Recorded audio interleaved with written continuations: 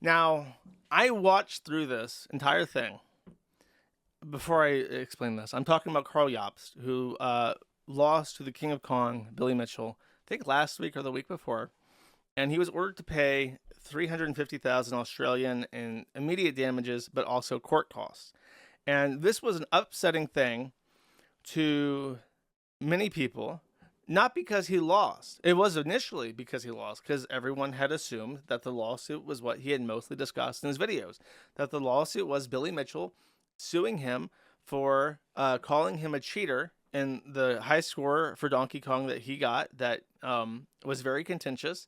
And he's been litigious about in the past. Billy Mitchell had been suing people in the past for saying that he cheated at Donkey Kong. It's been a whole thing for 10 years. Billy Mitchell's super unlikable, kind of smug guy. Definitely like an anti-hero if you do like him. I think that if you like the guy, you probably appreciate the fact that he acts like that. But to normal people, especially because of his litigiousness, people don't find him very palatable.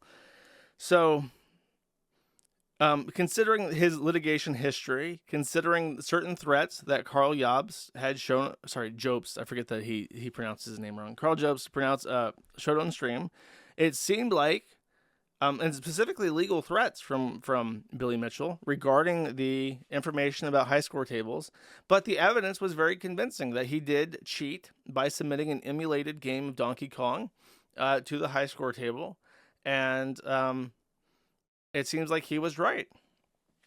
However, when the news dropped that Billy Mitchell had won, these hundreds of thousands of people tuned in to watch a 30-minute long oral summary judgment by the judge presiding over the case in Australia, who explained very clearly and articulately that the lawsuit was about the claim that Jobst had made twice, that Billy Mitchell was responsible for the death of Apollo Legend, another speedrun YouTuber. And this was predicated on an assumption that he had made that because Billy Mitchell had sued Apollo Legend, that was the motivating factor for Apollo Legend to take his own life. This is false.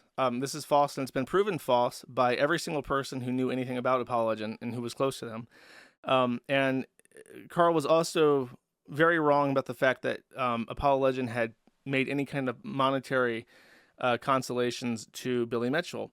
I think that the summary in total was less than $10,000, a lot of money, but not yourself over, So the judge found him guilty of defamation for that purpose, not only because, and I'll hold that thought actually. So a lot of people saw this and were like, I feel lied to. I feel lied to, in particular because after Karl had received the threats about the Donkey Kong scores, he started a GoFundMe to raise, I think, $200,000 Australian to defend himself in a court of law against Billy Mitchell. But what Billy Mitchell ended up suing him for was the Donkey Kong scores. So even though he didn't, and I hesitate to say this, he didn't directly mislead people in like a literal legalistic sense. But the fact that his most prominent talking points was about the Donkey Kong scores and not about the Apollo Legends, which he mentioned precisely one time at the end of one video, many people felt misled. And he tries to backtrack that and say, well, I couldn't talk about that, so I didn't, and I focused on what I could talk about, which was the scores. Many people find that this is an insufficient response, and many people still feel that they were intentionally misled. So this response is very bad, and it's not worth playing. I'm just going to play like a minute of it so that you can get a sense of how he talks. You would expect that maybe this video is a little bit more emotional or a little bit more personal, maybe him sitting down in front of the camera to talk about it, but let's see. On the 1st of April, I lost my lawsuit against Billy Mitchell, and the judge has ordered me to pay $350,000 in damages, plus interest. It goes without saying this is not the result I wanted or expected, and it's honestly quite shocking. Personally, I disagree with the judge's decision, and so I'm currently exploring any potential avenues for appeal. An appeal may stay the judgment on application until the appeal has concluded, which might result in several outcomes. That is the entire video. That's how most of his videos are. And in this one, he decided that he would play Minecraft footage for 32 minutes while discussing what had happened and his excuses for how he misled people. and I find it extremely unconvincing. I'm sure most other people do as well. I feel like it's completely inappropriate, and I feel like if you're going to do a video like this without showing your face, you should use a static background or anything more grounded than Minecraft footage, because it feels very flippant and that you're not taking it seriously. And I think many people would agree with that. However, while there's nothing in this video that I really want to show you, because I did watch through it and I would have clipped it if I had felt that there's something worth showing, what I want to talk about in regards to this is what is missing. He lies through omission again. In particular, first, I mean, the one thing that he says that the judges flatly got it wrong, which I guess I'm not an Australian legal scholar, so I can't really opine on that. He denies that he did anything wrong. And what he really glosses over is not just that he accused Billy Mitchell of being the main contributing factor to apologies. He ignores the fact, and this was one of the big points of contention. You might forgive him for not talking about the Apollo Legends thing as a whole, as a part of his case, because he says that it could harm his case if he talked about it. You might be willing to forgive him. But what many people found unforgivable was the fact that Karl Jobst is personal friends with Easy Escape and Dark Viper AU, who are other YouTubers, I think, that do content on speedrunning or video game stuff.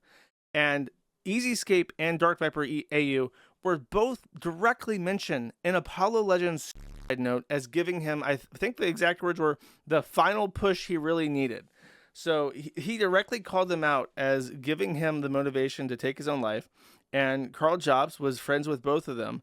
And for whatever reason, Karl Jobst felt the need to try and deflect this and its fault onto Billy Mitchell, who was his sworn enemy, and that's why it looked so malicious. It's not just that he said something and he got it wrong, and he said something really bad and got it wrong. He said something that he should have known better than, because his two personal friends were implicated in this. Billy Mitchell was not. And he does not even address this.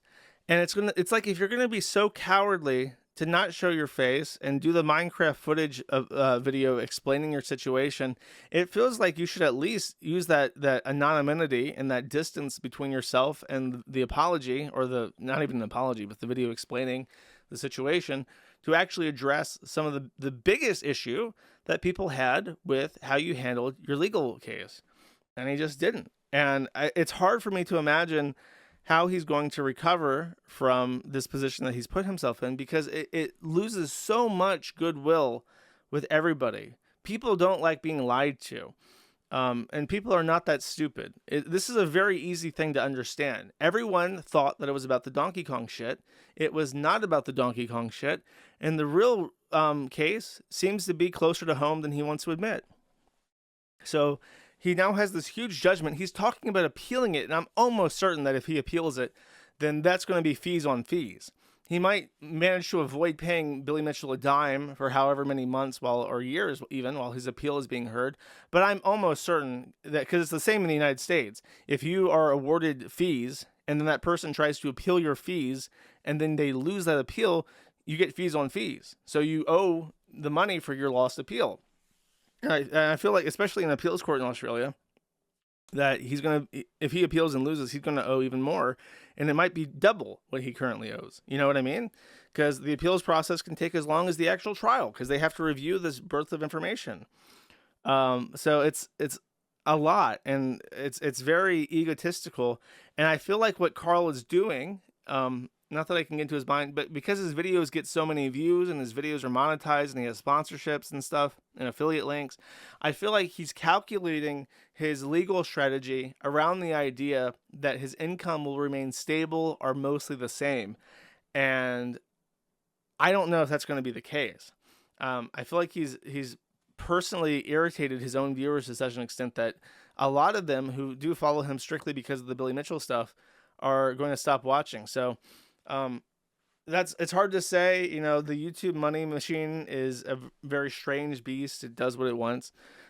So maybe he is actually making so much money that he can keep playing games in the Australian court for forever. But if he at all relies on stuff like Patreon, I don't know if he does. It doesn't show anything, so yeah, I don't know. It, it's a risky gamble. It would have been much better to apologize and just move the on, I think. But he's a sore loser, I suppose, and we'll see how it goes. I will definitely talk about this if he does appeal it. Fees on fees. That's the SpongeBob guy, right?